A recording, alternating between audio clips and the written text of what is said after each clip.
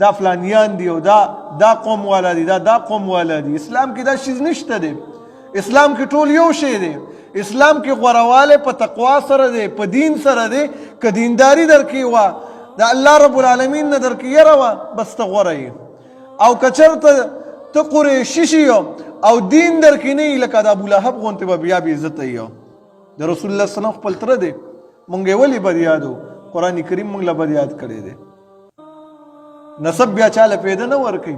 ډېر خلک په دې باندې دوکه شي یاره جي زه میا صاحب یمه، څوک وایي یاره جي زه سید صاحب یمه. د میا صاحب او سید صاحب له دا دعوه اله فایده ورکوي کله چې دکې د پیغمبر پوره تابعداري او که تابعداري نه وي دغې نومونو باندې څوک جنت ته نه ځي. رسول الله صلی الله علیه وسلم د اعلان کړی و فاطمې رضی الله عنها ته، ورته وایي یا فاطمه بنت محمد، ای فاطمې د محمد رسول الله صلی الله علیه وسلم لوري، انقذی نفسک من النار، دا خپل ځان د اور نه بچ که ورته وایي. ځکه زه د الله د عذاب نه هیڅ شیز نشم دفع کولی.